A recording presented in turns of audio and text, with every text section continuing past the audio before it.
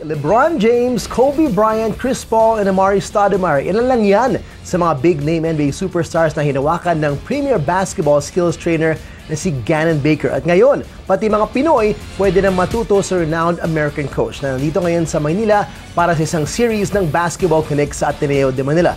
Joining us tonight on The Score is Mr. Baker himself. Ganon, welcome to The Score. Thanks for joining us.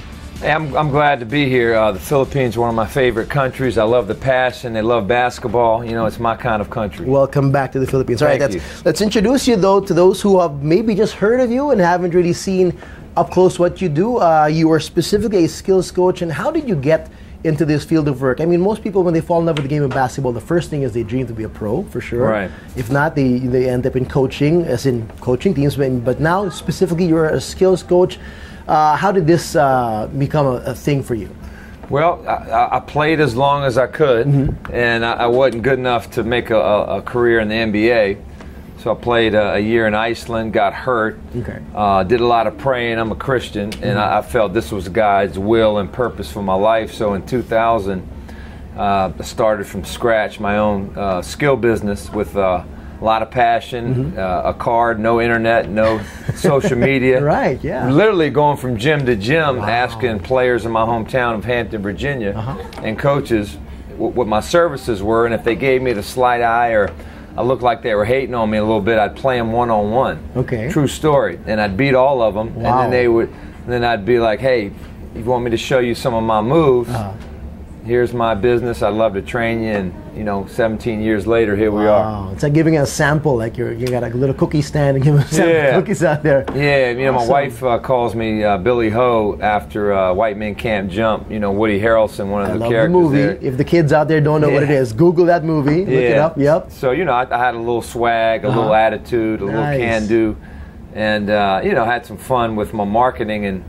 That's kind of how I started. And when you're doing what you think God wants you to do, there's a peace and there's a purpose, and you got a kind of unbreakable swag that you'll never fail.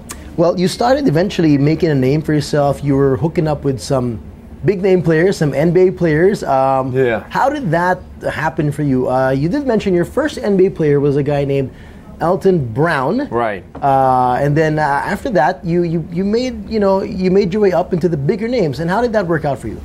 Well, obviously it worked out well because having big time players on your resume and having a label, so to speak, in any industry doesn't mean that you're good at what you do. Okay. People don't follow or respect labels, although that label gets you into the door. Yeah. It's what you bring every day. It's what you impart. To those people that you service.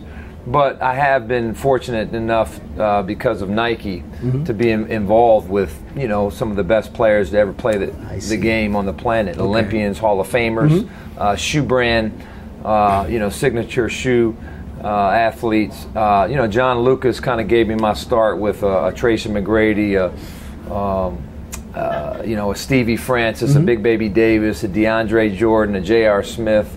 I thought Coach Lucas is one of the best to ever coach, and especially to player development. He was invited me in and gave me a lot of responsibility, so I'm fortunate to be with him. And then, Nike gave me a platform to where I was in front of Kobe and LeBron and Chris Paul and Blake Griffin, named Kyrie and Harrison Barnes, and when the names were getting bigger, did you ever feel some kind of intimidation that you're working with these huge stars already? Yeah, I didn't feel intimidation because I work just as hard as them. Okay. And I'm just as skilled as them, just not as athletic. So I had my own confidence. I mean, the reason a lot of these guys train with me is because I can do the skills now. Now, the skills better than them. I'm not a better player, but as you see on some of my videos, my physical demonstrations are top notch.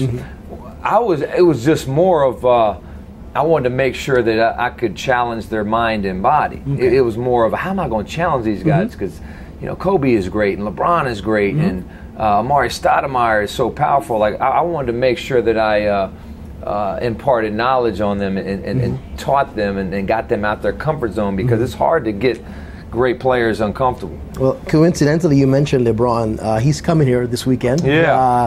talk about that, and what was it like working with him? At what point of his career did you meet him, and what was it like? What were the sessions like with the guy that everybody calls him the king? And he was supposed to be one of the most complete players of this generation. Right. Well, ever since he was in high school, he had that stigma, he had that following, and Nike started to do the LeBron James Skill Academy. Okay. And I'm a small, Caucasian white dude, being the director of the King, 6'9" African American. So their dynamics there, it was different, but success is colorblind and gender free, and did a good job working out players at his camp, which were the best players in the country. And at times he would jump into the drills with the kids, and then he'd grab me a few times during lunch, and we'd work out, and he liked it. And he's a machine.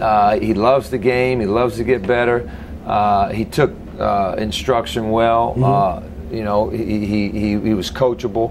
He's a true champion. He's never been in trouble with the law. He's respectful about his teammates, and he's a great teammate. I mean, he was probably one of the most energetic, communicative guys I've had at workouts, because he was talking to me, he was talking to the guys working out, and that's the true sign of a champion, is when you can let your light shine and other people can kind of feel your light. Right. Well, we have a special affinity to him. Aside from him having a lot of Filipino fans, he worked with Eric Spoelstra for 4 years in Miami. So hence, it connects to us even on a deeper level. Now, 2015, fate brought you here to the Philippines. Apparently, you were in connection with Coach Alex Compton. Tell us about how that opportunity opened up for you to experience firsthand what Filipinos' love for basketball is like. Well, I've always wanted to come here. I just didn't have a connection, and a lot of people would try to connect me with the right organizations here, and I got hooked up with Eric Alamantura at National College, and really enjoyed that program and getting to know Eric and his family as a person. And then Alex Compton is, ironically played at St. Joe's in college the same year that I played at Duquesne. Except I think he was redshirted, and then I transferred from the league after I played, so we really didn't get to know each other. But we both played in Atlantic 10 and had a connection that way. And then he trusted me with his team for like 2 weeks. Wow! And obviously they've had some success, so I was fired up, and it was a great program. And from there, I got to be on CNN, just as good as the Score. He's a good friend of mine, Miko. We go way back. And still keep in touch once a year with him. And then I got to go to Manny Pacquiao's house. Didn't expect any of this to happen. It was with Manny. Yeah, wow. He's a basketball fan, and he is huge. I don't know. I didn't even. He just put up a league, by the way. You might have heard. I read that, and he just wanted to meet me. Saw me on CNN, and said, "Let's meet that guy." So I came back again, and then this is my third time. So I like to build a business here and try to really help the community with basketball in their life. Well, aside from working with the pros, what's it been like working with the kids and the younger kids? Specifically, I mentioned because this weekend or coming September, you're going to be working with the younger kids again. So what is that like? I mean, what's the extreme like when you work with the pros, the U.S. NBA stars, the Filipino pros and college players, and then you got the little kids? Yeah, I actually work with I call it the younger generation or grassroots. About 6 months out there, half the year, I'm working with grassroots, and I enjoy it. It's harder. People think it's hard working out pros. No, it's harder working out young kids because you got to be patient. You got to be tolerant. You have to go off your lesson plan because there's so many different learning styles. But it's very rewarding because you can, in an hour, you might change their life forever. Because they're very impressionable. They're at a time where they're changing, they're developing, they're trying to figure out who to listen to and what they want to be. And one of the things that have really helped my business is that all the young kids that bought in and listened to me at a young age, now they're adults coming back and learning from me as a coach. Or they're a pro like Stanley Pringle. I worked with Stanley Pringle when he was young. When he was a 7th grader, no way, all the way up to a senior. He was from my area in Hampton Roads, Virginia. And I ran into him last year, coincidentally, and we started training together. But this life story he told and the seeds of knowledge that I imparted in him blossomed. So he had a great career at Penn State. And he's made a lot of money playing professionally and doing really well here. So. How fulfilling is that for you when you plant a seed in a kid that young? it's why you do what you do. I mean, everybody has a job. Yeah. Not many people have a calling or a career.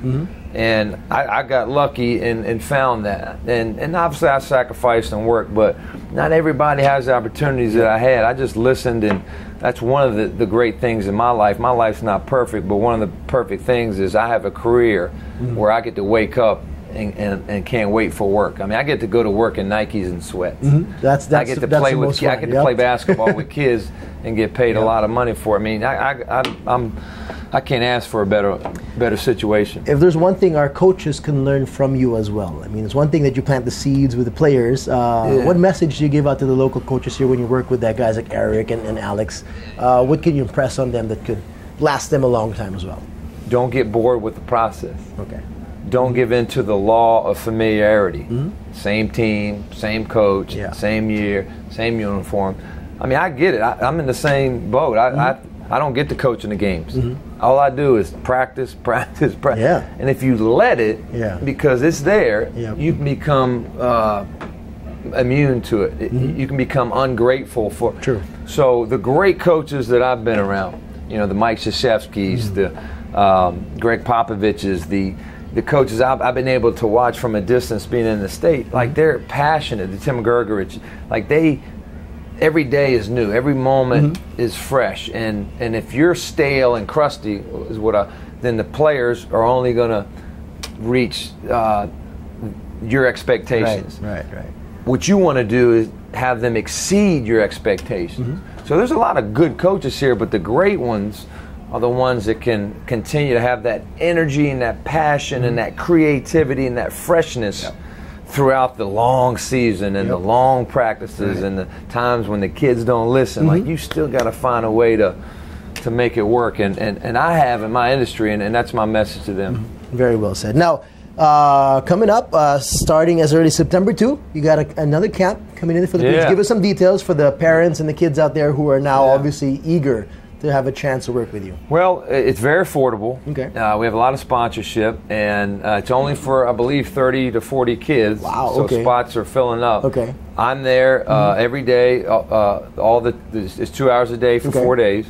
It's at Ateneo College. It's for ages boys and girls 10 and up. Okay. And we're going to work on individual drills that they can work on their own. Give them a few team concepts. Let them play. I have some Ray Allen socks. I have some. He was just here too, by the way. I know. He's a guy. I spent a week with Ray, and he actually really influenced me and changed my life. But you know, we'll just have some giveaways. But you know, camps changed my life, and for the better. And I hope this camp can change their lives. That's what I'm trying to do. All right. So they should just Google that. Look for Breakdown Basketball. Yeah, Breakdown Basketball. Working one of our with sponsors. September 2, 3, 9, and 10. That's at 4 to 6 p.m. at the Ateneo. So Ganon, thanks for joining us. Thank you for sharing your story. It's an amazing story. We hope you inspire other kids and coaches out there as well. And thanks for coming back time and time again. We'll see you again soon. Thank you very much for having me. Thank you. For more sports updates, keep watching The Score. And don't forget to subscribe.